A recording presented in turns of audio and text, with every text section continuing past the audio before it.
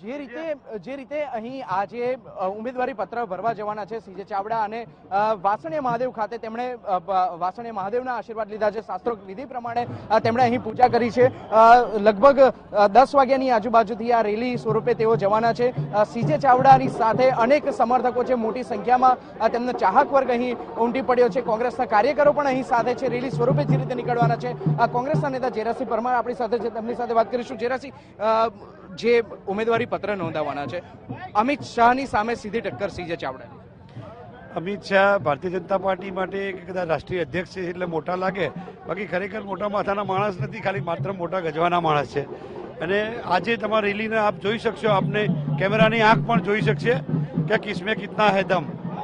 જે રીતે માનવામાં આવી રહ્યું છે કે રાષ્ટ્રીય અધ્યક્ષ છે, કેવા પ્રકારની રણનીતિ એક કોંગ્રેસના કાર્યકર તરીકે સીજે ચાવડાના સમર્થક તરીકે આપ અપનાવશો? જે રીતે તમે જુઓ, ગાંધીનગર લોકસભાની જે રીતે છે એમાં ગાંધીનગર છે, કલોલ છે, સાણંદ છે, 3 તો કોંગ્રેસ સરસાઈ ધરાવે છે। 7 બેઠકોમાંથી 3 બેઠકો ઉપર તો અમિતભાઈ શાહ 15-20 હજાર કરતાં પણ વધુ માઇનસ રહેવાના છે। વેજલપુરમાં અમે સરખા નીકળવાના છે।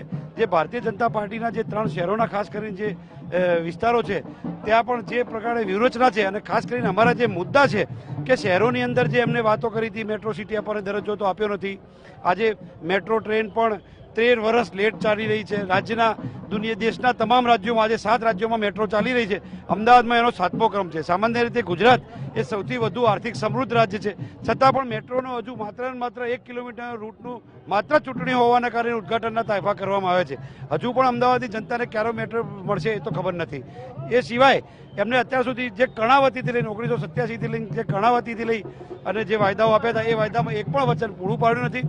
વાતો કરે છે સ્માર્ટ સિટીની, પણ એવું કોઈ સિટી નથી અને કોઈ સ્માર્ટનેસ પણ નથી। જાતિગત સમીકરણની જો વાત કરવામાં આવે તો ગાંધીનગર લોકસભા બેઠક પર કેટલી અંશે ફાયદાકારક રહેશે? ફાયદાકારક એટલા માટે રહેશે કે જાતિગત સમીકરણમાં સૌથી વધુ વસ્તી ક્ષત્રિય સમાજની છે, રાજપૂત સમાજની, ઠાકોર સમાજની વસ્તી છે, જેમ તે તમામ અમારી સાથે છે। એટલી ને એટલી વસ્તી દલિત સમાજની છે, જે કોંગ્રેસની વિચારધારા સાથે જોડાયેલા છે, અમારી સાથે જોડાયેલા છે।